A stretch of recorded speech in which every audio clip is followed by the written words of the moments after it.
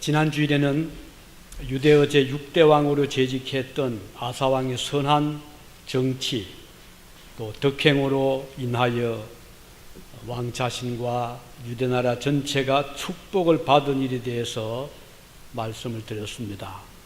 그는 하나님 보시기에 선과 정의를 행하였다, 이렇게 칭찬하고 있습니다. 그가 행하였던 주요 선정을 보면 첫째로 이방 나라들이 섬겼던 제단과 산당을 제거했다고 했습니다. 그래야 이 백성들이 다시는 그곳에 가서 제사를 드리지 못하도록 우상 숭배 장소 자체를 없애버렸습니다. 두 번째 그가 한 일은 돌로 만들어 세운 주상을 박살을 내어버렸습니다. 그뿐 아니라 아세라 목상은 도끼로 찍어버려서 아무도 다시는 그런 우상을 섬기지 못하도록 원인들을 다 제거했었죠. 이런 일들은 아사왕이 얼마나 철저하게 우상을 배격했는가를 잘 보여주고 있습니다. 마지막으로 그가 한 일은 백성들로 하여금 하나님의 말씀, 율법을 순종하도록, 지키도록 했던 일입니다. 아사왕이 행한 이 일은 사실 쉬운 일은 아니었죠. 왜냐하면 사람들 중에는 우상 숭배로 쭉 평생을 살아왔던 자들이 있었고, 그런 일들을 좋아했던 사람들이 왜 저 아사왕은 그동안 하지 않은 일을 하는가 라고 반발할 수가 있었을 것이기 때문입니다. 그럼에도 불구하고 그는 사람들의, 백성들의 의견을, 여론을 물어보거나 따르지 아니하고 여호와 하나님 보시기에 선과 정의를 행하였다라고 기록을 하고 있습니다. 이 아사왕의 자세는 오늘 우리들도 마음에 새겨서 따라야 할 훌륭한 모범이라고 볼 수 있습니다. 어느 시대를 막론하고 오랫동안 젖어 있던, 우리가 믿지 아니할 때는 여러 가지 세상의 습관을 따랐잖아요. 우리 마음속에 좋지 못한 감정을 그대로 가지고 살아왔습니다. 사탄의 그 유혹을 따라왔습니다. 내가 하고 싶은 대로, 내 좋아하는 대로 살아왔던, 믿지 아니할 때 우리의 마음속에는 온갖 마치 잡초처럼 그런 여러 가지 악습들이 우리 마음을 사로잡고 있었잖아요. 이제 주님께 왔습니다. 그러면 어떻게 해야 될까요? 그것들을 이제 하나하나 정리하고 그리스도의 마음을 닮아가는 것이 우리들의 의무요 자세라고 하겠습니다. 이것이 바로 믿음의 개혁, 종교 개혁이라고 볼 수가 있는 거죠. 오늘 이제 본문을 통해 보면 어느 날 오데스 아들 아사랴 선지자에게 성령님께서 임재하셨습니다. 아사랴라는 이름은 성경에 그 외에도 또 동명이인으로 나옵니다. 그러나 본문에는 이름을 혼돈하지 않게 하기 위하여 오데스 아들 아사랴, 이렇게 아주 분명하게 밝히고 있습니다. 아사랴의 아버지 오뎃도 선지자 중에 한 사람으로 알려지고 있습니다. 그런데 하나님의 영이 그 아들 아사랴에게 임재를 했습니다. 하나님의 영에, 성령의 감동을 받은 아사랴는 왕을 찾아가죠. 아사를 만납니다. 아사왕은 이미 잘 알려진 대로 하나님 보시기에 선과 정의를 행했던 왕이었잖아요. 하나님께서 아사왕을 귀하게 보시니까 선지자를 보내서 또 새로운 말씀을 전해 주십니다. 그 아사에게 하나님은 몇 가지 중요한 권면을 받게 하셨거든요. 사랑하고 아끼는 자녀를 위해서 부모에게 여러 가지 좋은 교훈을 주는 것처럼 이 아사를 위해서 하나님께서 특별히 선지자를 보내주셨습니다. 그에게 주었던 주요한 권면 하나는 여호와와 함께 하라 하는 권면입니다. 2절이죠. 여호와와 함께 하라는 이 말씀의 뜻은 여호와 하나님 편에 서라 하는 뜻입니다. 여호와 하나님과 동행을 하라는 말씀이기도 하죠. 마치 에녹이 300년 동안 하나님과 동행을 하면서 살아갔던 것처럼 하나님께서 아사를 통해서 아사왕에게 너는 하나님과 함께해라, 하나님과 동행해라 이렇게 부탁을 하신 것입니다. 아무리 왕이지만 왕이 좋은 대로 네 마음대로 통치하려 하지 말고 백성들을 다스리려 하지 말고 하나님의 편에 서서 하나님과 동행하는 삶을 살아라 하는 말씀이죠. 자, 하나님과 동행하기 위해서 하나님의 편에 있기 위해서 어떻게 되죠? 하나님께 기도할 수밖에 없죠. 어떤 일을 결정하기 전에, 국사를 결정하기 전에 그는 먼저 하나님의 뜻을 알기를 원합니다. 우리가 살아가는 이 세상은 여러 가지 우리의 가는 갈래길들이 곳곳마다 있잖아요. 어느 쪽을 선택을 하느냐에 따라서 그 일생이 바뀌어지는 경우들도 있습니다. 순간순간 우리는 어떤 선택을 하며 살아가야 되는 이 세상의 삶입니다. 따라서 그 길을 선택하는 것은 쉬운 일은 아닙니다. 어떤 길은 처음 볼 때는 좋아 보이는데 편한 길처럼 보이는데 들어가 보았더니 가면 갈수록 어려워지는 길이 있습니다. 그 반대로 어떤 길은 처음에는 매우 힘들어 보이지만 들어가 보니 가면 갈수록 점점 더 좋아지는 삶의 길도 있습니다. 이 세상에는 여러 가지 길들이 우리 앞에 제시되어 있고 우리로 하여금 선택해야 하게 하는 경우들이 많은 것입니다. 그렇지만 우리 눈에 넓고 평탄해 보인다고 반드시 좋은 길은 아닌 것이죠. 오히려 주님께서는 넓고 편한 길을 선택하지 말고 좁은 길을 택해라 이렇게 말씀하신 적이 있습니다. 왜냐하면 그 좁은 길은 마지막이 영생으로 이끌어가는 길이기 때문이고 넓고 평안한 길은 들어가기는 쉽고 가기는 좋아 보이지만 마지막은 멸망이기 때문인 것입니다. 현명한 그리스도인들은 하나님과 함께 가는 길을 선택합니다. 비록 가는 길이 좁고 험난한 길이긴 하지만 만일 하나님께서 나의 가는 이 길에 동행을 해 주신다면 주저없이 그 길을 택하게 되는 것이죠. 오늘 함께 읽은 본문은 이렇게 말씀합니다. 2절입니다. 너희가 여호와와 함께하면 여호와께서 너희와 함께 하실지라. 얼마나 귀한 말씀입니까? 그렇습니다. 하나님의 백성들이 나가야 할 길은 하나님께서 함께 하시는 그 길인 것입니다. 하나님과 동행하는 삶을 의미합니다. 하나님을 모시고 사는 삶을 의미하는 것입니다. 그는 언제든지 먼저 하나님과 상의하고 의논하고 어떤 중요한 일을 결정을 합니다. 하나님께 기도하며 그리고 순종합니다. 하나님의 기뻐하시는 뜻이 무엇인지를 알기 위하여 고심하고 하나님과 상의합니다. 이 사람에게 하나님은 함께 하신다고 약속을 하셨습니다. 그는 매사에 하나님을 인정하는 삶을 살아갑니다. 잠언서는 이렇게 말씀하죠. 잠언서 3장 6절에 너는 범사에 그를 인정하라. 그리하면 그가 하나님이 너의 길을 인도하시리라. 이렇게 말씀하셨습니다. 하나님께서 우리의 가는 길을 지도하신다면 가장 확실한 길이 될 것입니다. 하나님은 자기를 인정하고 자문을 구하고 그 뜻을 존중하는 자와 함께 하시는 분이십니다. 그런 사람은 어떤 일을 결정한 다음에 후회할 필요가 없습니다. 후회하지 않게 됩니다. 비록 앞이 잘 보이지 않는 긴 터널을 통과하는 것처럼 어떤 때는 캄캄할 때가 있지만 그러나 마침내 하나님께서 예비하신 밝은 그 길이기 때문에 반드시 밝아오는 새벽을 맞이하게 될 것이기 때문입니다. 요셉이 그랬잖아요. 형들이 그를 버렸습니다. 그를 시기하고 질투했습니다.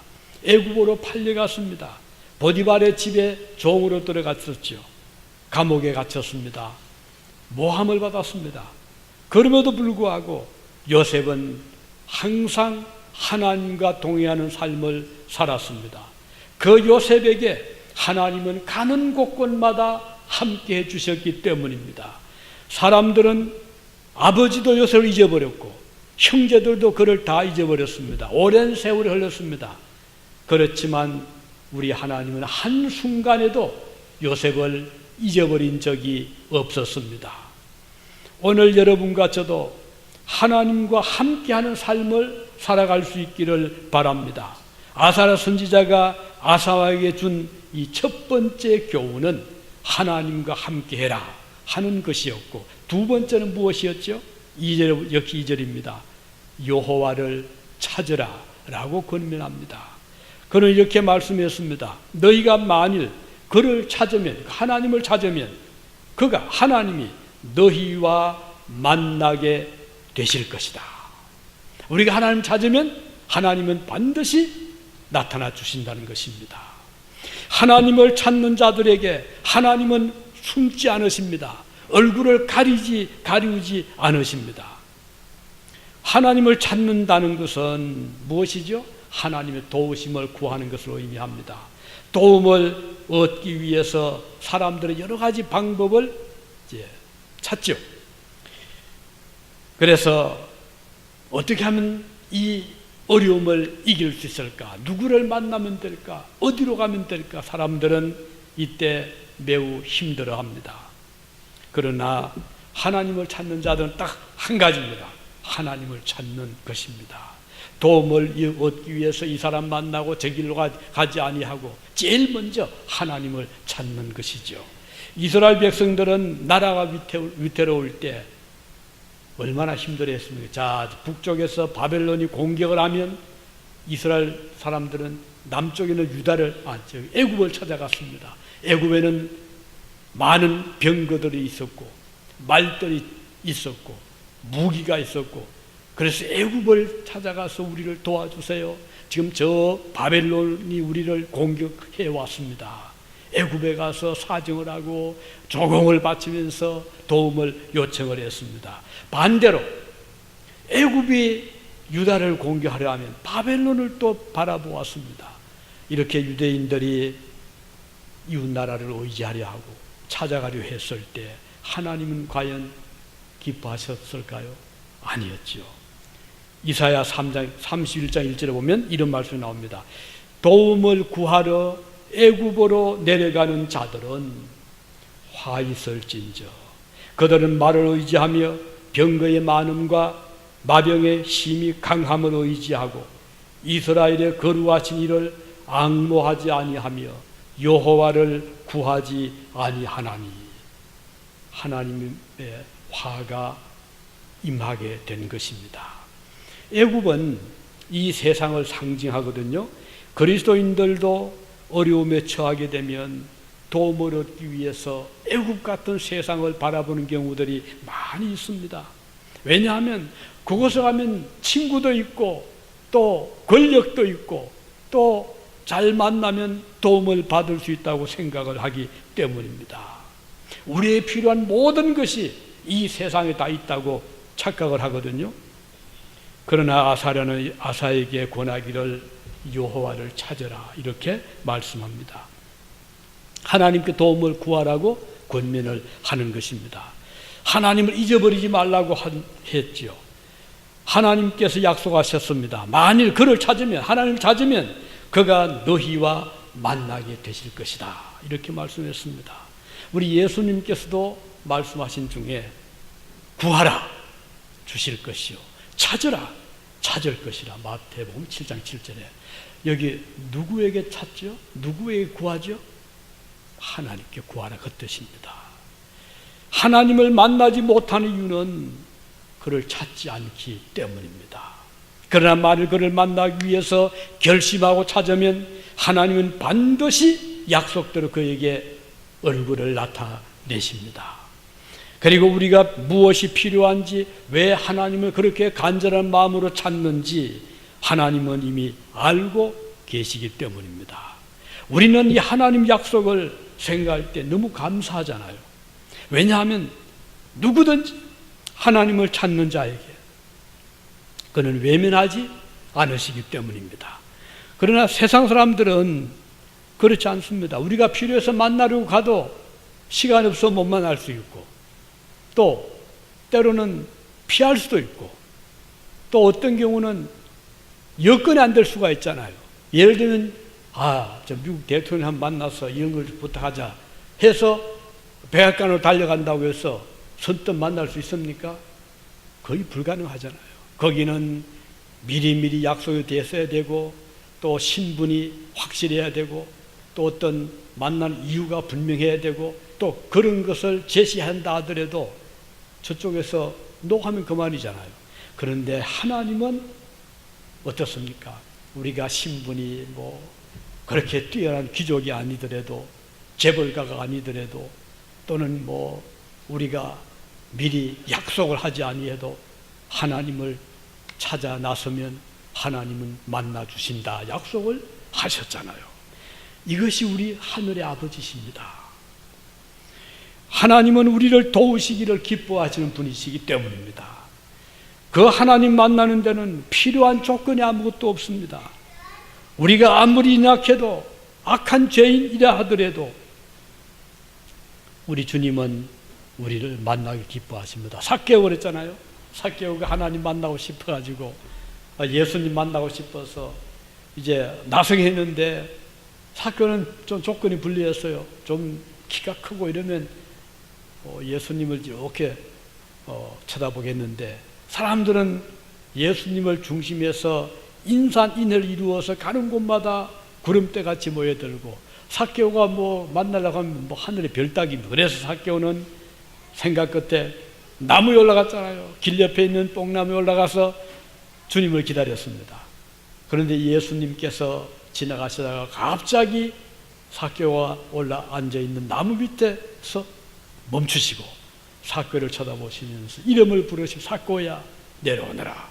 내가 오늘 너희 집에 유하여야 되겠다. 삭개오가 기절촉발을 지게 됐잖아요.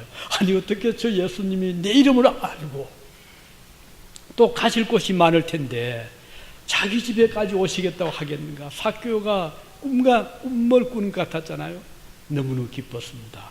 우리 하나님은 바로 이러신 분입니다. 저와 여러분들이 주님의 도움이 필요하고 주님을 만나고 싶어서 주님 앞에 얼굴을 향하면 우리 주님은 우리를 외면하지 않으시는 것입니다. 언제라도 어떤 대가를 요구하지 아니하시고 주님을 만나고 싶어 노크를 하면 구하라 주실 것이요 찾으라 찾을 것이요 문을 두드려 그러면 열릴 것이다 라고 하신 말씀대로 주님은 우리를 만나 주시는 것입니다. 이제 마지막으로 오늘 아사에게 준 마지막 권면이 뭐죠? 이것은 경고입니다.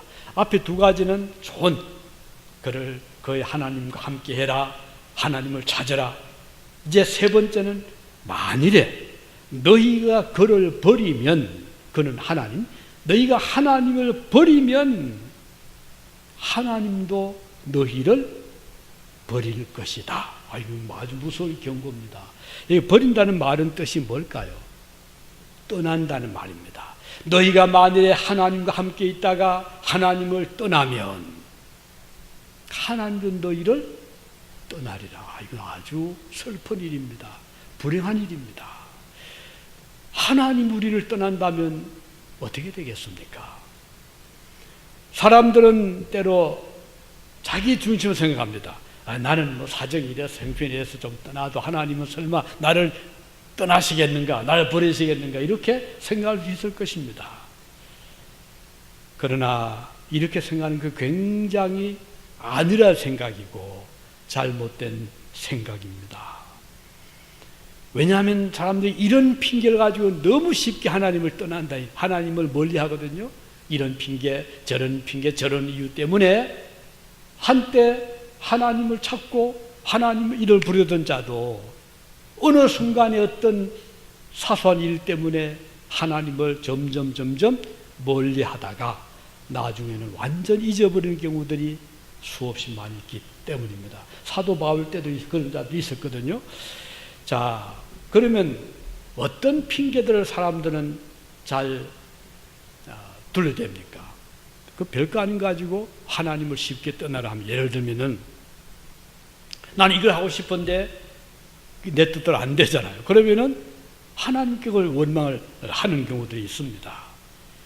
기도를 했는데 기도대로 안 되는 경우도 있거든요. 그때 하나님 왜 제 기도 안 들으십니까? 라고 마음을 돌릴 수도 있습니다. 어떤 때는 어떤 실패 때문에, 가난 때문에, 질병 때문에 이런저런 이유를 가지고 하나님에 대한 그 간절한 하나님에 대한 사랑, 그를 의지하던 마음을 포기하는 경우들이 있습니다. 이것은 사탄이 넣어주는 마음입니다. 사탄이 의심을 넣어주죠. 하나님을 멀리하도록 충동을 할 때 거기에 자칫하면은 동조하기가 쉬운 것입니다. 그래서 하나님을 떠나게 되면 어떻게 됩니까? 점점 믿음은 사라지게 되고 나는 하나님 없는 독자적인, 독립적인 내 길을 내가 결정하는, 내가 주인이 되는 이런 삶을 살게 되는 것이죠. 그래서 어느 순간에 보니 나는 하나님과 상관없는 그런 세속적인 삶을 살아가는 자가 되어 있다는 것을 발견하게 됩니다. 이것은 정말 불행한 선택이고 잘못된 핑계인 것입니다. 어떤 자들은 나 그 친구, 지금 그런 자들이 우리 교회도 있더라고요. 나 교회를 안 나와서 얘기 들어보면 누구 때문에 전 교회를 나가고 싶지 않습니다. 사람을 핑계대더라고요. 이거 얼마나 불행한 거잖아요. 사람 핑계대고 그 교회 전 설교가 마음에 안 듭니다. 전 그 교회 그 일이 마음에 안 듭니다. 이런저런 핑계를 대고 교회를 떠나면 누가 손해입니까? 그것은 본인의 거잖아요. 그래서 우리는 하나님을 떠나지 않도록, 하나님 버리지 않도록 각별한 노력이 필요하고 우리 편에서 최선을 다하는 그런 자세가 필요합니다. 우리 룻 기서를 알죠? 구약 성경의 룻기, 주인공이 룻입니다. 룻은 어떤 사람이죠? 국적이 모압입니다. 나오미라는 나오미의 그 부부가 유대인이죠. 유대 땅에 흉년이 왔어요. 그래서 우리 좀 곡식이 있다고 하는 에돔으로 우리 좀 피난을 갑시다 하고 유대 땅을 떠나서 에돔으로 갔습니다. 그곳에 가서 이제 정착을 했는데 아이들을 길렀죠. 그래서 이제 며느리를 보았습니다. 그런데 이 아이들이 사귄 친구가 모압 여인들이었어요. 유대인을 만나서 좋았는데 나라가 모압 나라인데다가 유대인 주변이 없고 또 아이들이 놀다 보니까 모압의 여자친구를 사귀게 되고 결혼을 하게 됩니다. 자부가 됐어요. 그 어떻게 해요? 나오미 부부가 자부를 앉혀놓고 전도할 수밖에 없잖아요. 그동안 네가 모압 사람으로 모압 신을 섬기고 몰렉을 섬기했지만 이제 우리는 여호와를 섬기는 유대 가정이다. 우리 집에 들어왔으니 이제 너도 하나님을 우리와 같이 섬기자. 얼마나 설득을 했겠습니까? 이 룻이 그 시부모의 말을 듣고 남편의 말을 듣고 개종을 합니다. 알겠습니다. 그래서 그 시부모와 함께 남편과 함께 유월절을 지키고 안식일을 지키고 이제 유대인이 되어 가는 것입니다. 그런데 전도하기 위해서 얼마나 좋은 말을 했지 않았겠습니까? 하나님은 천지의 창조주고 하나님이 유일한 신이고 다른 신들은 우상이다. 오직 하나님을 섬기에 복을 받는다. 많은 좋은 말을 했겠죠. 우리가 전도하듯이. 그러면 좋은 일이 와야 되잖아요. 그런데 현실은 어떻게 됐죠? 룻의 가정에 환난이 오는데 제일 먼저 시어른이 세상을 떠납니다. 연세가 많지 않았어요. 그런데 얼마 지나더니 남편이 세상을 떠납니다. 시동생이 세상을 떠납니다. 시숙이죠. 자, 이렇게 되니 갑자기 그 집에 안에 든든한 기둥 같은 남자들이 세 사람이 다 세상을 떠나니 남은 사람은 시어머니, 동서, 자기 세 여인만 남게 된 거예요. 기가 차잖아요. 무엇을 먹고 어떻게 살겠어요? 아니, 그동안 전도받은 데 의하면 하나님을 섬기는 가정이니 복이 들어와야 되고 온 식구가 건강해야 되고 하는 일마다 번창해야 되는데 현실은 그게 아니잖아요. 시어른 죽고 남편 죽고 시숙 죽고. 그러니 룻의 마음에 갈등이 나지 않았겠습니까? 왜 이럴까? 참 요 하나님 참신이 맞나? 이런 생각할 수 있었을 거예요. 그러나 룻께서 읽어보면은 룻은 조금도 흔들리지 않습니다. 하나님 의심하지 않았습니다. 원망하지 않았습니다. 죽은 남편이 원망하지 않았어요. 시부모, 시어머니 원망하지 않았습니다. 오히려 룻은 그럴 때에 마음을 딱 정하고 흔들림 없이 시어머니 곁에 서서 하나님에 대한 믿음을 그대로 가지고 그는 하나님을 의지하며 함께 걸어가게 되는 것이죠. 룻의 눈에 비친 이 나오미 가정은 불행스러운 가정이었지만 그는 그것을 원망하지 않았습니다.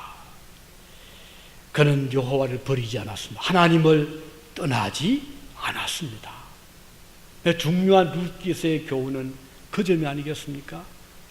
불행 중에서도 자기가 전도받고 이방인으로서 유대인이 되었지만 그 가정에 이런 불행이 왔지만 룻은 그것 때문에 하나님을 버리거나 떠나지 않았던 것입니다. 마침내 모든 것을 잃었을 때 나오미가 딱하니까 며느리를 앉혀놓고 간절히 그에게 권면합니다. 며느리야, 이제 앞날에 희망이 없다. 우리 가정에 이제는 희망이 없다. 자, 네가 지금 젊은 우리 집의 자부로서 앞으로 무슨 희망을 안고 살겠느냐. 그러니 이제 우리 헤어지자. 나는 유대 땅으로 돌아가겠다. 너는 친정이 있고 친척이 있는 모압 땅으로 돌아가라. 모압에 남아라. 라고 권면을 합니다. 룻이 뭐라고 답했지요? 그는 확고한 자세로 이렇게 말합니다. 어머니가 섬기는 하나님이 나의 하나님이 되실 것입니다.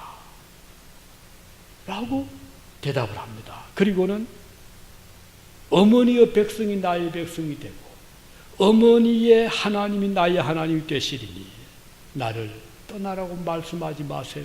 이게 룻의 대답이었습니다. 그는 끝까지 하나님을 버리지 않았습니다. 시어머니를 버리지 않았습니다. 함께 했습니다. 자, 나오미가 어떻게 하겠어요? 속으로 얼마나 참 기특했겠습니까? 그래서 며느리를 데리고 유대 땅으로 돌아가게 됩니다. 시어머니 나오미만 기뻤을까요? 위에 계신 하나님 보실 때 얼마나 이 룻이 기특했겠습니까? 하나님께서 룻에게 복을 주시는데 놀랍게도 보아스를 만나게 했고 그리고 그 후손이 태어나게 했습니다. 그리고 신약 마태복음을 보면 1장에 보면 예수 그리스도의 족보가 나오는데 그 족보 중에 보면 룻이 나옵니다. 하나님께서 룻을 버리지 않았어요. 룻은 예수 그리스도의 조상이 된 것입니다. 우연히 되었을까요? 아닙니다. 모든 것을 다 잃었지만 하나님을 떠나지 않았던 룻, 믿음을 굳게 잡았던 룻을 하나님은 붙잡아 주셨던 것입니다. 오늘 저와 여러분들이 이 세상을 살아가면서 룻과 같은 그런 비슷한 경우가 우리에게 있을 수 있잖아요. 기도해야 하는데도 기도대로 안 되는 경우도 있고 내 뜻대로 안 되고 하는 것마다 실패도 하고 때로는 잃어버리기도 하고 주변의 친구들을 떠나는 경우도 있고 그럼에도 불구하고 우리는 주님을 떠나지 않습니다. 믿음을 저버리지 않습니다. 그때 하나님께서 위에서 보실 때 얼마나 귀하게 보시겠습니까? 하나님은 그런 자를 잃어버리지 않습니다. 그리고 하나님은 그런 자에게 반드시 어느 날 축복의 날로 찾아오게 해 주실 것입니다.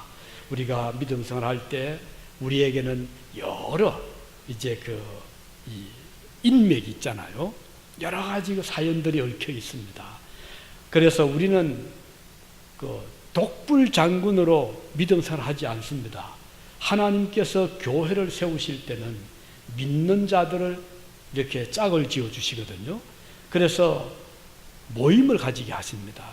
이제 주일이 되면 같이 예배드리게 하고, 또 같이 기도하게 하고, 또 교회 안에도 또 구역이라는 또 조직이 있어서 형제 자매와 같은 그런 정을 나누게 하고, 기도의 교제를 하게 하고, 서로 격려하게 하고, 위로하게 하고, 권면하게 합니다.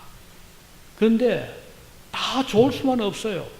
성격이 틀리는 그런 자도 교회 안에 있고, 생각이 다른 자도 교회 안에 있고, 여러 가지 어려움, 나와는 맞지 않는 경우들이 있는데, 그렇다고 해서 마음에 안 맞으니까 떠난다고 하면 하나님이 세워주시고 나를 보내주신 그 하나님의 뜻에 반하게 되는 일이 되는 거거든요. 그래서 우리가 이런 장애물들을 잘 받아들이는 것도 훈련입니다. 그래서 애국 같은 세상에서 고난도 겪고, 또 겸손도 배우고, 순종도 배우고, 내 삶의 어떤 그런 모관한 거 있잖아요. 그 바닷가에 또는 시냇가의 조약들이 참 부드럽고 얼마나 가지고 놀기 좋잖아요. 그런데 이 돌들이 처음엔 그러지 않았어요. 모가 났잖아요. 세모나기도 하고 날카롭기도 하고. 그런데 끊임없이 이제 이 강을 따라 굴러가면서 이리 부딪히고 저리 깎이고 하다 보니까 뭐들이 다 깎여서 나중에는 누가 잡아도 큰 그런 자갈이 되는 거예요. 가지고 놀 수 있는 좋은 그런, 우리의 성격도 모난 성격도 있고 또 부딪히는 경우도 있는데, 이걸 잘 견디면 나중에는 정말 아주 훌륭한 인품의 그리스도인이 될 수가 있는 것입니다. 그래서 교회 생활을 잘 성공적으로 한 사람은 마치 40년 동안 애굽에서 나온 이스라엘 백성들이 광야 40년 동안 온갖 시련 연단을 겪으면서 가나안 땅에 들어갈 수 있는 그런 성품으로 이제 성숙되는 것처럼, 우리가 천국에 들어가기 전에 하나님은 이 세상에서 얼마 동안 여러 가지 훈련을 받게 해주시는 거예요. 그리고 그것은 우리에게 좋은 기회입니다. 어떤 기회죠? 하늘의 상급을 쌓을 수 있는 기회입니다. 어떻게 해요? 주님을 잘 섬기는, 그리고 천국의 보화를 쌓는 여러 가지 그런 일들이 우리 앞에 있잖아요. 이거 감사한 일입니다. 사랑을 베풀 수 있는 기회가 우리에게 주어지잖아요. 그리고 헌신할 수 있는 기회가 주어지잖아요. 희생할 수 있는 기회, 주를 위해서 우리의 삶을 드릴 수 있는 좋은 기회가 우리가 사는 이 세상입니다. 그래서 이 세상 욕심 부리지 말고, 이 세상의 것을 너무 집착하지 말고, 세상으로 도움을 구하러 가지 말고, 주님을 바라보고 주님을 찾고 주님 편에 서고, 그리고 주님을 떠나지 아니하는 이런 자들이 되어서 여기 하나님의 주신, 아사히 주신 이 말씀으로, 우리에게 주시는 말씀으로 받아들이시기를 바랍니다. 기도하시겠습니다.